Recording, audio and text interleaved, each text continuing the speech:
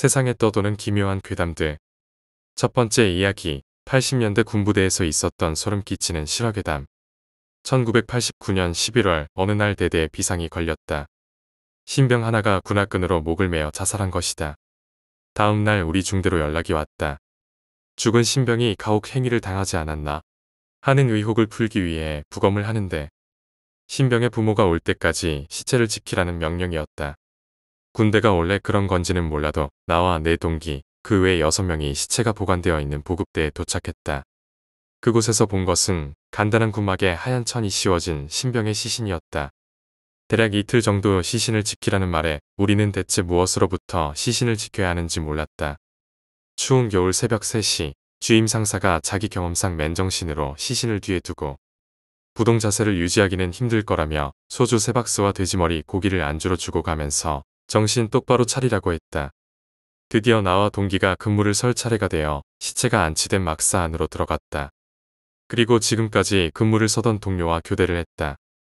그런데 이곳으로 올 때부터 간간히 들리던 고양이의 울음소리. 그것도 애기들의 울음소리 비슷한 것이 바로 뒤에서 들리는 것이 아닌가. 나와 동기는 온몸을 감싸는 소름에 마른 침을 삼킨 뒤 재빠른 동작으로 시신이 안치된 뒤쪽으로 뛰었다. 후다닥. 검은 고양이 한 마리가 우리의 움직임을 눈치채고는 입안 가득 뭔가를 물고서 도망가는 것이었다. 그때 동기가 그 고양이를 보며 한마디 했다. 누가 우리 안주를 나눠준 모양인데. 그때였다. 검은 고양이가 도망친 곳으로 차가운 겨울바람이 들어왔다. 천막의 틈새로 들어온 바람에 시신을 덮어두었던 흰 천이 벗겨진 것이다. 그리고 돌아서 누리는 보았다. 고양이의 발톱과 이빨에 뜯겨진 신병의 시신을. 탐욕스런 고양이의 울음소리를 들으며 무엇으로부터 시신을 지키라고 했는지 알 수 있었다. 두 번째 이야기, 독서실 괴담. 혹시 독서실 관련된 무서운 이야기 아세요? 공부 잘 되는 독서실이 있었는데 밤 12시까지만 공부하게 하고 새벽에 공부 못하게 한다던.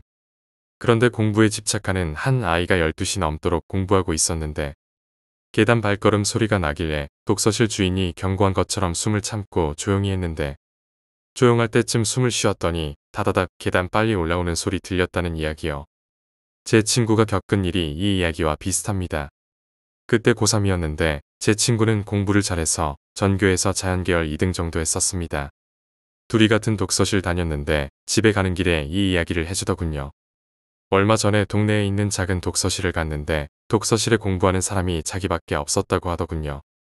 독서실은 4층이고 주인 아저씨가 3층 카운터를 지키고 있는 구조인데 주인 아저씨가 12시쯤에 제 친구에게 라면을 끓여놨으니 먹고 공부하라고 3층 휴게실로 내려오라고 했다더군요. 그래서 친구는 배도 고팠고 공짜 라면을 마다할 리 없기에 내려가서 아저씨랑 같이 라면을 먹었답니다. 라면을 다 먹어갈 즈음에 아저씨가 친구에게 몇 시까지 공부할 거냐고 물어봤답니다. 그래서 제 친구는 밤새도록 할 거라고 하니까 아저씨가 좀 떨는 표정을 지으셨다더군요. 학생, 웬만하면 일찍 들어가. 독서실에 혼자 있으면 무서울 텐데. 독서실비는 환불해 줄게. 그래도 공부에 미친 제 친구는 안 된다고 시험이 얼마 안 남아서 공부를 해야 된다고 했답니다. 그럼 학생, 내가 오늘 몸이 좀 안 좋아서 3층 현관문만 잠그고 갈게. 그럼 안 되겠나? 현관 열쇠도 주고 갈게. 만약에 집에 가고 싶으면 2층 계단 화분에 열쇠 놔두고. 친구는 별 생각 없이 좋다고 했다더군요. 어차피 아침까지 공부하려고 했으니까요. 사람도 없고 조용해서 마음에 들었다고 하더군요. 그렇게 합의를 보고 아저씨는 현관문을 잠그고 갔답니다. 그래서 한두 시간쯤 지났을까 3층 카운터에서 전화 소리가 났다는 것이었습니다. 차 소리도 하나 나지 않는 시간에 울리는 전화벨 소리가 4층에서 들어도 엄청 크게 들렸다는 것입니다. 주기적으로 계속 울리길래 짜증이 나서 결국 3층 카운터로 가 전화를 받았다고 하더군요. 학생, 나 주인인데 누가 문 열어달라고 하면 절대 열어주면 안 돼. 혹시 문 한 번이라도 열진 않았지? 예, 한 번도 안 열었는데요. 그래, 누가 문 열어달라고 소리쳐도 절대 열어주면 안 돼. 아저씨의 진지한 말에 친구는 등골이 오싹해졌답니다. 아저씨 전화를 받고 한 30분쯤 공부하고 도저히 공부할 생각이 안 들어서 결국 짐을 싸고 독서실을 나가려고 했답니다. 그런데 그때쯤에 계단에서 발자국 소리가 났다는 것입니다. 구두 소리를 내며 말입니다. 그때 시간이 3시쯤이었는데 친구는 무서워서 움직일 생각을 못하고 소리만 계속 들었다더군요. 2층 가겠지 생각했는데 3층까지 오는 소리가 들리더니 덜컹하고 현관문 치는 소리가 났습니다. 친구는 숨소리도 내지 않고 그대로 있었답니다. 문 열어주세요. 사람 있는 거 알아요. 공부해야 돼요. 정신을 잃을 수 있다면 그러고 싶을 정도로 무서웠답니다. 계단에 울리는 그 소리는 여자아이 목소리였는데 섬뜩할 만큼 가는 목소리였다고. 10분 정도 계속 그 목소리는 들렸고 잠시 뒤에는 조용하더니 목청이 터져라 욕을 하면서 문 열라고 소리쳤답니다. 그 소리가 30분이나 울려 퍼졌고 친구는 떨면서 그 자리에 주저앉아 몸을 움츠리고 있었습니다. 그렇게 1시간이 훌쩍 가고 마지막에 그 목소리는 창문 열어놨네 하고 4층 화장실에서 들렸답니다. 친구는 정신을 잃었고 아침 8시에 나온 아저씨 덕분에 깨어날 수 있었답니다. 아저씨가 뭔지는 몰라도 미안하다며 독서실비 환불해주고 친구를 계단 밑까지 배웅해 줬다고 합니다. 그리고 얼핏 봤는데 각 창문의 커튼 뒤로 자그마한 부적이 붙어 있고 현관문 위 구석에도 부적이 붙어 있는 걸 봤답니다. 그 독서실에 뭔가가 있는 거겠죠. 세 번째 이야기, 산중턱의 집. 저희 집은 대략 산 중턱에 있어요. 집 위에는 학교가 있고요. 그냥 평범한 집이죠. 어제 새벽, 아니 정확히 오늘 새벽에 목이 말라서 물을 마시려고 자리에서 일어났어요. 부엌으로 가던 도중 어머니와 아버지가 쓰시는 방에 문이 열려 있길래 슬쩍 봤죠. 다 주무시고 계셨어요. 그래서 그냥 그러려니 하고 냉장고에 가서 물을 마셨죠. 물을 마시는 도중 상위에 어머니가 쓰시는 핸드폰이 놓여져 있었습니다. 어머니는 상위에 꼭 핸드폰을 놓는 버릇이 있기 때문에 그것도 그러려니 했죠. 그리고 제 방에 들어와서 다시 잠을 자려고 했습니다. 그런데 순간 부엌 상위에 있는 핸드폰에 전화벨이 울리더군요. 귀찮아서 무시하려고 했는데 계속 이어지더군요. 시끄러워서 제가 받으려고 일어나서 가는데 어머니, 아버지는 자고 계셨어요. 방은 어두워서 두 분이 자고 있는 것밖에 보이지 않았습니다. 상위에 있는 핸드폰을 짚고 전화를 받으려는 순간 수신 번호를 보았습니다. 저희 집 전화번호였습니다. 너무 놀라서 손발이 오므라들 뻔했죠. 어머니, 아버지가 주무시는 방에 들어갔습니다. 집 전화는 그쪽에 있어서요. 하지만 두 분은 여전히 자고 있었고 전화기를 확인하려는 순간 핸드폰에 울리던 벨이 멈췄습니다. 전화기도 그냥 원래 자리에 있더군요. 너무 놀라서 손발이 오그라질 뻔했습니다. 결국 어머니, 아버지 방에서 아무 소리도 안 하고 잤죠. 오늘 아침에 어머니, 아버지께 물어보니 더욱 이상한 소리를 하셨습니다. 곁에 있는 집 전화에 전화가 오고 있었다고 하시더군요. 잠결에 받으려고 하는 순간 전화벨이 끊겼다고요. 네 번째 이야기, 훈련소의 괴담. 저는 공익으로 근무하는 대한민국의 남자입니다. 공익도 근무지 배치를 받기 전에 4주간 기초군사훈련을 받는데 제가 그 군사훈련을 받을 때가 5월 30일부터 6월 26일까지였습니다. 초여름 날씨라서 훈련받기도 쉬웠고 어려운 점도 없었죠. 보충력들이다 보니 군기가 많이 빠져 있었습니다. 바짝 졸아 있었는데 3주부터는 풀어주더군요. 어느덧 4주차가 되어 군기는 빠지고 헬렐레 있었습니다. 아직도 기억에 남습니다. 6월 24일, 그날 제가 내무반 불침번이었습니다. 우리 내무반은 맨 끝에 있어서 창가 쪽에 있었죠. 제가 훈련받았던 사단은 도심과 가까워서 네온사인이나 간판들이 몇 가지 보였습니다.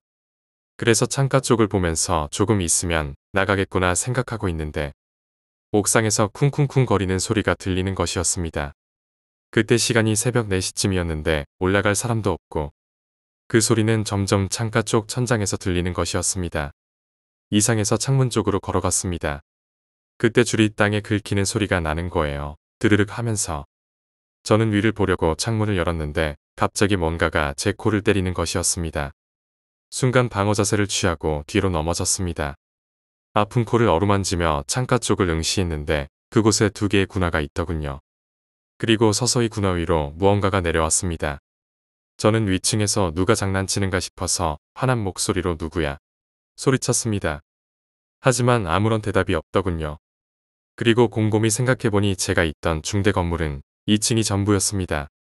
옥상으로 올라가는 길은 잠겨 있었고 올라갈 수 없다는 생각이 스칠 때 창문으로 사람 얼굴이 보였습니다. 군화와 함께. 저는 움직일 수 없었습니다. 다만 한쪽 손으로 계속 우리 내무반 문을 칠 뿐이었죠. 다른 내무반에 있던 불침번들은 순시를 생략하던 중대원들 덕분에 곤히 잠들어 있었고 긴 중대 복도에 저 혼자 덩그러니 주저앉아 문을 쳤습니다. 저는 있는 힘껏 기상을 외쳤습니다. 그리고 각 내무반의 불침범과 훈련병들이 뛰쳐나왔습니다. 그제야 저는 자리에서 일어나 창문을 보라고 손짓했습니다. 그리고 그들도 봤습니다. 허리가 심하게 굽어 군화 사이에 얼굴이 있을 정도의 사람 얼굴을. 그 일이 있은 뒤 군에서 난리가 났었고 저는 그 시체를 본 경위와 상황을 중대장실에서 몇 시간 동안 설명해야 했습니다. 훈련소 퇴소 날 소대장한테 들어서 알게 된 사실이지만 그 훈련병은 우리 옆 이중대에서 현역들만 훈련받는 곳의 훈련병이었다고 합니다. 우리 옆 중대인 이중대 건물은 4층짜리 건물인데 우리 중대 옥상과 유선 케이블 하나가 연결되어 있답니다. 새벽에 조용한 시간을 틈타 탈영하려고 우리 중대 옥상으로 케이블을 타고 내려오려다가 내려오는 속도 때문에 하반신이 부러진 것이었습니다. 그리고 옆으로 구르다가 옥상에 처진 빨래줄에 걸려 어중간하게 우리 내무반 옆 창문에 떨어진 것이었고요. 그런데 이상한 건 제가 봤을 때 피를 본 것 같지는 않았습니다. 핏자국이 없었어요. 그리고 몇 주가 지나고 2달 뒤에 저와 같은 사단에서 나온 공익이 한 명 더 있었습니다. 제가 우스갯소리로 그 이야기를 해줬는데 얼굴이 사색으로 변하더군요. 그는 가끔 중대 옥상에서 뒹구는 소리와 함께 맨 끝 내무반인 13내무 복도 창가가 떨린다고 했습니다. 그리고 늦은 시간 불침번을 서는 훈련병들은 가끔 그쪽 창문을 보면 심하게 일그러진 얼굴이 비친다고 했습니다. 5번째 이야기, 집에는 아무도 없었다. 저는 자취를 하는데요. 빌라에서 자취를 합니다. 건물이 저희 친척분 건물이라서 1층은 제가 자취를 하고 2층에는 부모님과 할머니께서 사세요.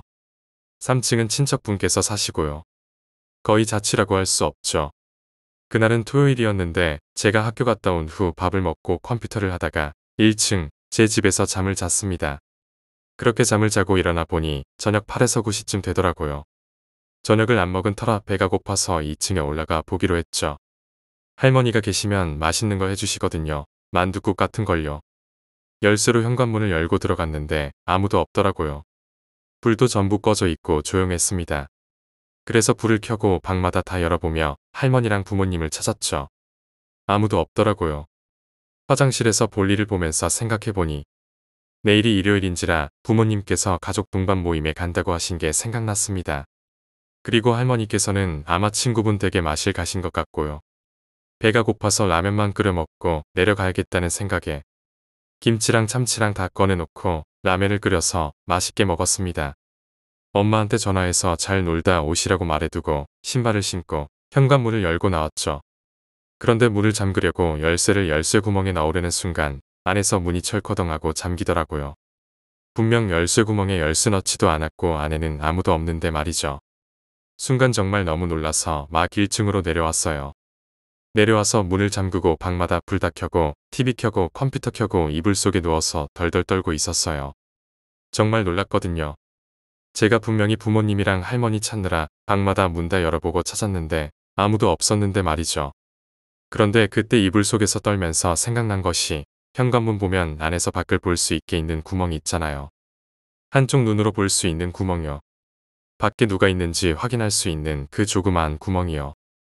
그 구멍, 거실 불을 켜두면 그 구멍으로 안에서 밖으로 빛이 새 나오잖아요. 제가 불을 켜고 나왔거든요. 그런데 그때 생각해보니 제가 열쇠를 열쇠 구멍에 넣으려고 할 때 그 구멍이 새까맸어요. 소름 끼쳤죠 정말로. 이건 도둑일 수도 있겠다는 생각에 얼른 다시 나와서 2층으로 갔는데 아직도 그 구멍이 새까맣더라고요. 왠지 저를 안에서 누가 보고 있는 것 같은 그런 두려움에 계속 거기 있지 못하고 빌라 입구에서 부모님이 오실 때까지 기다렸죠. 40분 정도 후에 부모님께서 오시더라고요. 그때까지 빌라 입구로 나온 사람은 아무도 없었고요. 부모님께는 모르는 척하고 같이 2층으로 올라갔죠. 엄마가 열쇠로 문 열고 있을 때도 그 구멍은 새까맣더라고요. 안에서 밖을 누군가 보고 있는 것처럼. 그리고 아까 분명히 저는 문을 잠근 적이 없는데 엄마가 열쇠로 문을 여니 잠겨있던 문이 열리고 들어가 보니 아무도 없대요. 거실 불은 그대로 켜져 있고 방 곳곳 옷장소까지 찾아봤는데도 없더라고요. 구멍이 뭔가 막혀서 새까맸나 하고 문을 다시 닫고 밖에서 보니 안에 있는 거실 불이 그 구멍으로 새어나오더라고요. 기가 막혔어요. 아까는 왜 까맸을까? 누군가가 안에서 밖을 보고 있는 것처럼. 그 후로 다시는 그런 일이 없었는데요. 정말 그때 일을 생각하면 아직도 무섭답니다. 그 안에서 무언가와 함께 라면 먹고 볼일 보고 다 했다는 것도 소름 끼치고, 그리고 안에서 문을 잠근 건 도대체 누구였을까요? 여섯 번째 이야기, 발만 보이는 사람들. 제가 방학 때 특기적성 수업을 들었는데요. 하루는 엄청 일찍 가서 뒷문을 활짝 열고 2분단 맨 뒷자리에 앉아 있었어요. 상당히 책상을 뒤로 당겨 앉았기 때문에 교실 뒤 게시판에서 2m 정도밖에 떨어져 있지 않았는데, 제가 폰 게임을 하고 있을 때 뒷문으로 같은 수업을 듣는 것 같은 애가 들어오더라고요. 고개를 숙이고 있었으니까 옆눈으로 발만 보였죠. 특기적성이었기 때문에 같은 반도 아니고 아는 애도 없어서 고개를 안 들고 그냥 묵묵히 폰만 들여다보고 있었죠. 그런데 1분단에 그 애가 앉으려는지 제 뒤쪽으로 지나가더라고요. 근데 얘가 오른쪽 뒤에서 들어갔으면 왼쪽으로 나와야 하는데 나오질 않아요. 그래서 저는 게시판에서 뭘 보고 있거나 아니면 제 머리 위에 V자를 만드는 바보짓을 하고 있거나 이렇게 생각하고 조심스레, 매우 조심스레 뒤돌아봤는데 예상대로 없더라고요. 아무도 없었어요. 이건 얼마 전에 있었던 일입니다. 역시나 저는 맨 뒷자리에 앉는 걸 매우 좋아하는지라 또 2분단 맨 뒤에 자리를 억지로 스스로 배정해서 수업을 들었는데요. 원래 시험 기간 전에는 자습을 주잖아요. 그래서 저는 의자를 뒤로 빼고 몸을 거의 눕히다시피 한 채로 프린트를 들고 딴 생각을 하고 있었는데, 제 짝꿍은 자세가 바른 아이인지라 의자에 등을 딱 붙이고 앉아 있었어요. 그런데 웬 새하얀 운동화를 신은 사람이 제 짝꿍 뒤에 서 있는 겁니다. 그러니까 제 짝꿍 뒤, 제 옆이라는 말이죠. 그런데 신발을 보는 순간 팟 하고 사라지더라고요. 정말 말 그대로 팟 하고 사라졌어요. 무서워서 얼었다가 그 친구가 더 무서워할까봐 말 못하고 다른 친구들한테만 속닥속닥 했어요. 이건 귀신은 아니고요. 제가 소위 말하는 기울부인지라 전교를 돌아다니며 6시까지 청소 검사를 했어요. 그런데 저희 학교는 어찌 된 건지 왜 그리 깜깜해지는지 모르겠어요. 무슨 동상이나 초상화 소문도 없고 매우 예쁜 학교인데 그 시간만 되면 그렇게 음침해져요. 제가 그 시간에 혼자 복도를 걷는데 야맹증까지 있어서 더 깜깜했죠. 어떤 퍼런 여인이 어떤 반의 창문에서 내려다보고 있는 거예요. 눈 엄청 크고 피부는 청록에다 파란색이고 입은 빨갛고 머리는 산발을 하고 있었어요. 배경은 왜 그리 침침한지. 그림이었습니다. 초상화가 아니고 추상화에 가까운 그림이었는데 그걸 보는 순간 이런 게 바로 오금이 저린다는 거구나 하고 느꼈어요. 정말 그 자리에 멈출 수밖에 없었고 다리가 움직이지 않고 심장이 꽉 쥐어드는 느낌이 나고 등골이 서늘해지더군요. 그러다 죽는 줄 알았어요. 7번째 이야기, 일편단심. 4살, 제가 기억하는 가장 어린 시절. 이제 웬만한 말은 다 할 줄 알던 때였죠. 엄마를 졸라 과자를 사러 가던 길에 어떤 아저씨가 서 있었습니다. 머리에서 피가 나고 머리 한쪽이 일그러져 왠지 흐릿하게 보였습니다. 어린 마음에 너무 무서워서 엄마 손을 잡고 흔들다가 결국 울어버렸죠. 엄마는 그런 저를 의아하게 보셨습니다. 그때는 몰랐지요. 엄마가 왜 그러시는지. 학교에 들어가고 나서 세상에 대해 조금씩 알게 될 무렵 저는 깨달았죠. 제가 육체가 없는 영혼만 있는 존재들을 볼 수 있다는 것을요. 하지만 어릴 적이라 그게 어떤 의미인지 전혀 몰랐습니다. 서서히 커가면서 많은 것을 보게 되었습니다. 머리가 거의 끊어져 덜렁거리면서도 계속 그곳을 한없이 돌고 있는 사람. 구석에서 다리를 꼭 끌어안고 피를 흘리며 사람들을 보고 있는 사람. 도로에서 아기랑 엄마가 고작 1m 정도 떨어져서 서로를 부르며 헤매는 걸 보는 순간 저도 모르게 눈물이 나왔죠. 친구가 왜 우냐고 물었지만 대답할 수 없었죠. 정말 처음엔 안쓰럽게 여겼지만 벌써 1년이 훨씬 넘었군요. 학교 오는 길에 새로운 영혼이 보였어요. 팔이 하나 없더군요. 피는 흐르고 있었고 며칠 전에 사고 났다더니 하는 생각을 하며 그저 멍하니 보고 있었는데 갑자기 그 남자가 얼굴을 휙 돌리더군요. 순간 눈이 마주쳤어요. 보통 멍하니 있는 경우가 대부분이었는데 그 아저씨는 저를 똑바로, 아주 똑바로 보더니 갑자기 다가왔어요. 내가 자기를 볼 수 있다는 걸 깨달은 거죠. 제 앞까지 걸어왔어요. 아니, 미끄러져 왔다고 해야 할까요? 정면에서 본 얼굴은 정말 끔찍했죠. 피부는 일그러지고 뜯겨지고 턱은 부서져 있었어요. 내가 보이지? 말이 들렸어요. 그들이 말을 할 줄 아는지는 처음 알았죠. 저도 모르게 고개를 끄덕였어요. 어차피 그럴 수밖에 없는 상황이었지만. 그러자 그 남자는 부서진 턱을 일그러뜨리며 미소 짓더니 저쪽으로 머리를 들이밀었어요. 무언가 빨간 풍경이 제 눈앞에 펼쳐지더군요. 순간 당황하다 느꼈어요. 그 남자의 머릿속이란 것을 처음 하는 경험이었죠. 속에서는 무언가 올라올 듯 역겨웠고 거북스러웠어요. 어지러움을 느끼다가 정신을 차렸죠. 이러면 안 된다고. 몸을 빼앗길지도 모른다고. 제가 책을 많이 좀 봤거든요. 귀신 이야기 같은데 나오잖아요. 제가 그런 상황을 겪으니 참 당황스러웠지만 아무튼 최대한 그대로 있으려고 했지만 방법이 없었어요. 어떻게 해야 할지 전혀 몰랐어요. 그때 갑자기 눈앞이 밝아지면서 원래의 풍경이 보이더군요. 전 아무것도 한 게 없는데 두리번거렸죠. 옆에서 무슨 소리가 들리더군요. 고개를 돌리니 웬 남자애가 그 남자를 잡고는 뭐라고 하고 있었어요. 잘은 안 들렸지만 뭔 짓이냐고 따지는 것 같더라고요. 저를 도와줬다는 생각에 감사하다며 크게 허리를 굽혀 인사했어요.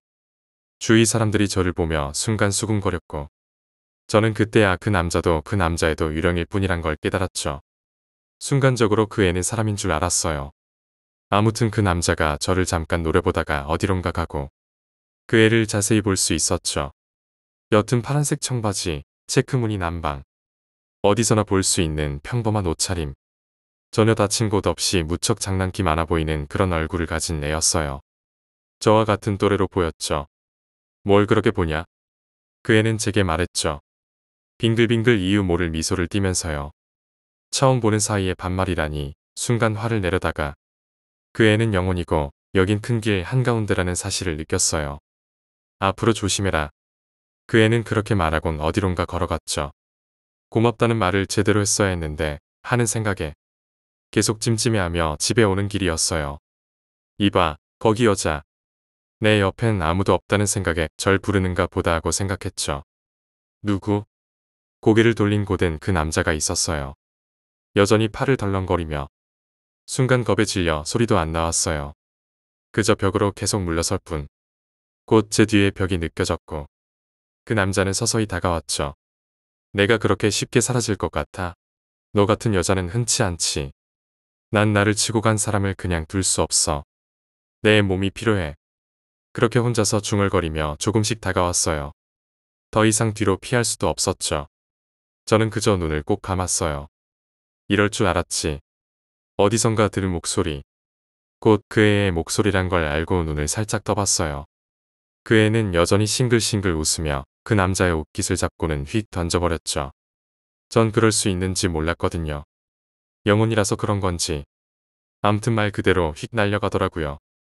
황당하더군요. 그런 상황에서 웃음이 다 나오더라고요. 저 남자가 다시 올 것 같아서 너 따라와 봤어. 조심하랬잖아. 바보냐? 말투는 무척이나 건방졌지만 절 걱정했다는 걸 느낄 수 있었죠. 꼭 만화에서나 나올 것 같은 그런 장면이었죠. 여자를 괴롭히는 깡패, 그때 나타나는 남자애. 문제라면 그 남자애가 사람이 아니라는 거죠. 그 남자애의 말에 너무 기뻐서 그리고 안도감에 그만 울어버렸어요. 그 남자애는 갑자기 제가 울자 당황했는지 울지 말라며 뭐라 하다가 눈물을 닦아주려고 손을 내밀었는데 제 얼굴에 부딪히지 않고 그저 미끄러지듯 통과해버렸죠. 그 남자애는 슬픈 얼굴이 되는 듯 했다가 곧 다시 싱긋 웃었어요. 울지마, 웃는 얼굴이 보기 좋아. 누구나 하는 말인데도 왠지 특별하게 들리는 듯 했어요. 그러니까 벌써 죽은 지 10년이나 된 거야. 어느새 우리는 같이 이야기를 하며 길을 걷고 있었죠. 겉으로 보지 말라고. 우린 늙지도 않잖아. 자기가 유령이라는 걸 그렇게 밝게 말하는 그 애였지만 괜히 슬퍼 보이는 건 제가 그렇게 생각해서였을 거예요. 우리는 계속 이야기를 했고 서로에 대해 많은 걸 알 수 있었죠. 유령하고 그렇게 친하게 지낸 건 저뿐일걸요. 이후에도 저희는 계속 이야기를 하며 지냈어요. 심심해하면 어디선가 그 애가 꼭 나타나곤 했죠. 저희는 놀이공원도 놀러 갔어요. 제게는 보이니까요. 제 옆에 자리를 비워놓으면 그 애가 다가와서 앉았죠. 물론 사람이 많은 놀이기구에서는 제 옆을 둥둥 떠다니거나 구경하거나 그랬지만요. 무척이나 즐거웠어요. 떠다닐 때만 아니면 유령이란 생각도 안 들었으니까요. 가끔 옆을 지나가는 사람들이 혼자 이야기하는 저를 이상한 눈길로 봤지만 정말 재미있었어요. 한참이 지난 후였죠. 그날따라 왠지 그 애는 슬퍼 보였어요. 제가 아파서라고 생각하고 있었죠. 며칠 전부터 계속 아팠거든요. 이유 없이 피곤하고 열이 계속 올라갔어요. 엄마가 일을 나간 후 혼자 누워있으면 그 애가 와서는 이마에 손을 짚어보고는 한숨을 내쉬곤 했어요. 그럴 리 없겠지만 제게도 그 내쉰 바람이 느껴지는 듯했죠. 그러고는 한참 무언가를 생각하다가 다시 어디론가 가곤 했어요. 나랑 잠깐 어디 갈래? 그 애가 안 보인 지 일주일 되는 날, 그 애는 다시 제 앞에 나타났어요. 마침 걱정하고 있던 차였죠. 왠지 슬퍼 보였지만 그때 마침 몸도 나은 차여서 그저 고개를 끄덕였어요. 조금 먼데 내가 살던 곳이거든. 모아놓았던 통장에서 돈을 빼서는 역으로 갔어요. 그리고 그 애가 말하는 곳에 표를 끊어서는 둘이 같이 기차를 타고 갔죠.